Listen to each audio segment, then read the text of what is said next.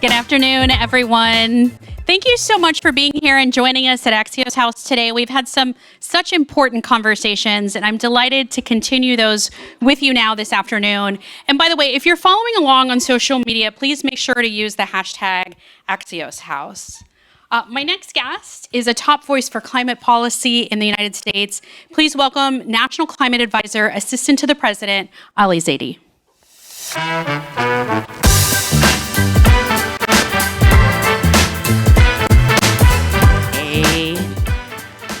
Thank you for being here with us at Axios House. Wonderful again, to be with to you. Discuss climate. Wonderful to be with you. We are still more than a month out for the election, but I imagine the clock that you're racing towards is the final few months of the Biden administration. I feel like even just today, I've seen you talk in 4 or 5 different places. Has there ever been a time in the past 4 years where you haven't felt like you weren't working overtime? Well, we all should be working overtime because we are way behind the clock on climate, but we're catching up and we're making progress. You know, my team kids, we define our strategic planning on the Climate Policy Office staff in 3-month sprints. The punchline is there's no pause between the sprints. So that's and how what is this final one then? Look, this last one is so important. We've got a bunch of our infrastructure law, our Inflation Reduction Act left to implement, make sure all of those investments are having maximum benefit on the ground. We've got some rulemakings and standards to finalize. And then, you know, one of the big things that we try to focus on is just blocking and tackling on the ground to get things built. And that's a big focus for us in these last few months. Sprint to the finish line. Let's talk about some of those. I was actually talking to someone from Long Beach, a port official who was here this morning, who is eagerly awaiting the result of their $400 million application. We actually had an event in Long Beach last week where we were talking about decarbonization efforts, the big EPA recipient grant that they got there for air pollution.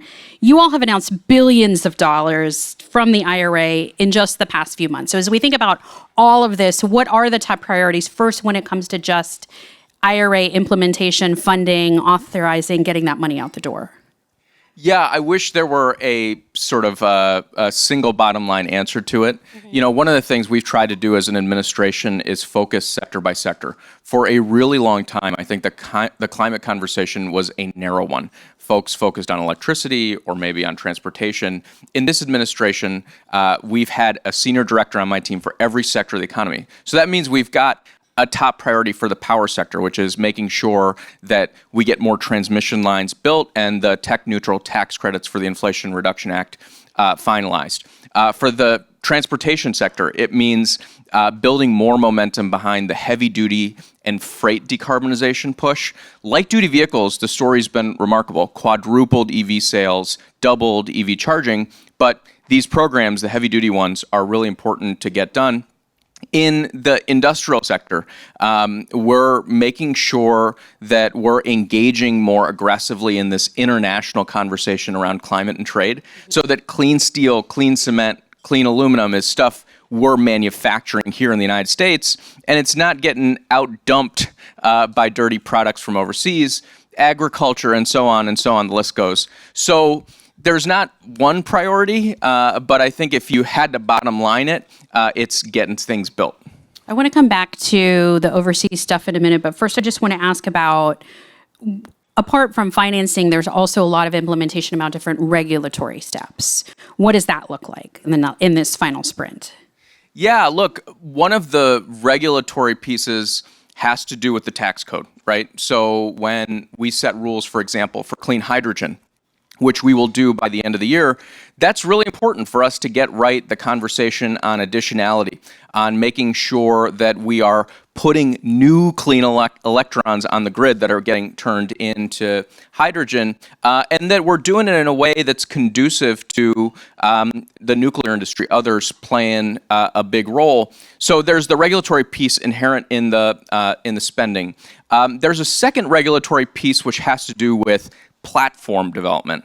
So that sounds a little esoteric. I'll boil it down. Platform development, especially for voluntary carbon markets. So we launched this big push on measurement, monitoring, verification. People say, what role can ML and AI play in climate change? One role they can play is taking all this new satellite data that we have and helping us in almost a real-time fashion figure out if we're getting dollars back on investments to reduce methane leaks, on investments to improve climate-smart agriculture practices. We have the tools, we just have to build them out and implement them. And then, of course, there's the core regulatory piece, the stuff people sort of think about when they think environmental policy in the United States. And we're going to finalize lead and copper rule to get all the lead pipes out. We are going to make sure that we make progress on cleaning up additional pollution from the power sector, not just CO2, but frankly, other pollutants. $8 trillion a year is the healthcare cost globally of air pollution. So we have a share of that, and we're going after that pretty relentlessly here in the United States. Earlier this morning, we had both John Kerry and Al Gore say that one of their reasons for optimism is actually China, the speed at which China is producing renewable energy as well as products to help with that. Of course, we know that the Biden administration has imposed tariffs on Chinese-made EVs, solar cells, other climate tech.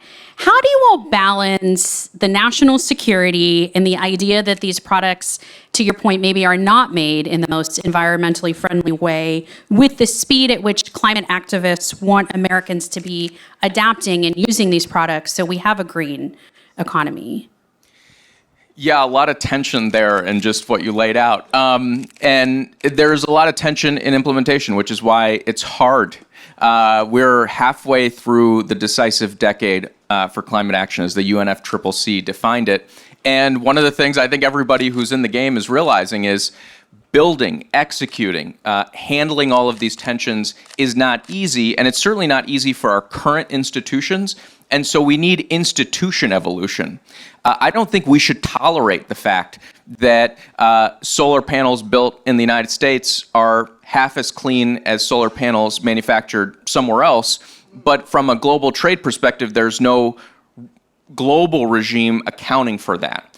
There's no global regime accounting for U.S. steel being twice as clean as steel produced, for example, in China. We need our trade institutions to rise up to that. So I think thing number one of how do you handle this tension in the system is actually to have institution evolution, especially on topics like trade, which is absolutely necessary. And is that in the private sector then, or how do you? No, that's a public sector conversation. Okay. I think the public sector, and we're having these conversations. I've talked to the Europeans about this, the UK, others who are stepping up to the plate in a big way in this discussion. We've got to propel that forward.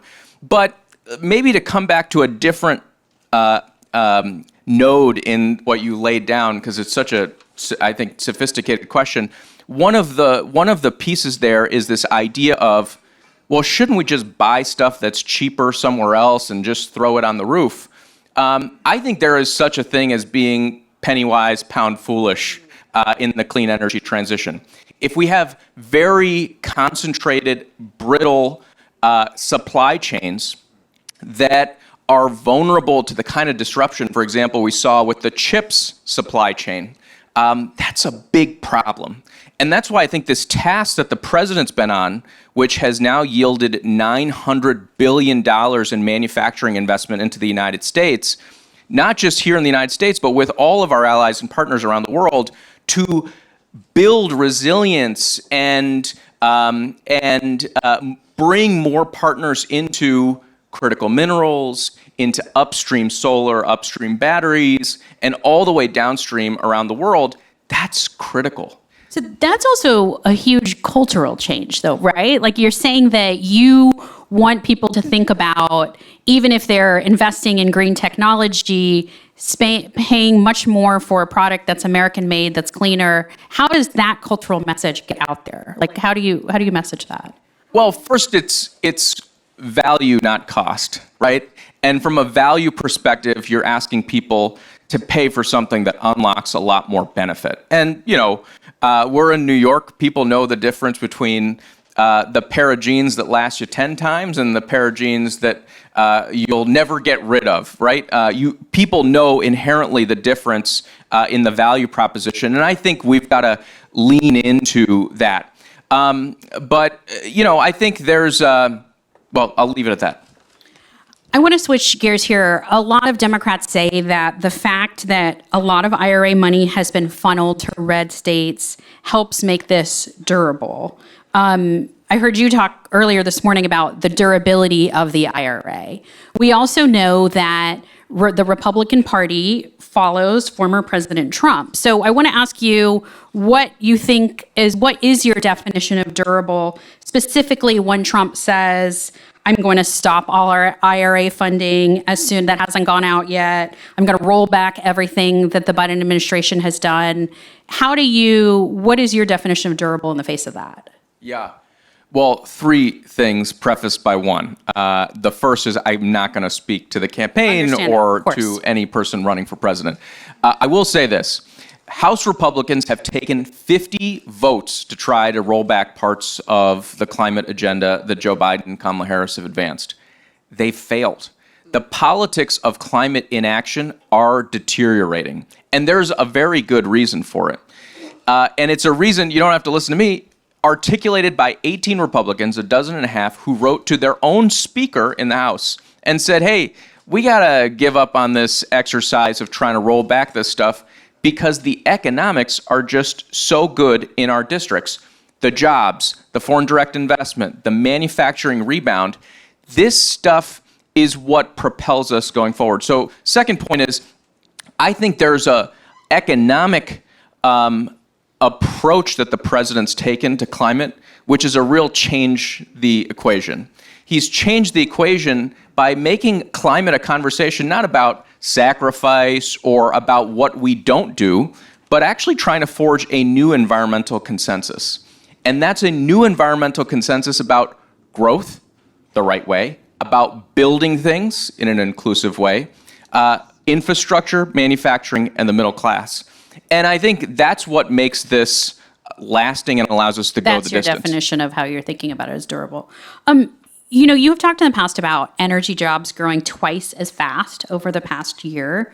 Do you think that we have the workforce readiness when it comes to people having the skills, Americans having the skills to fill these jobs? No.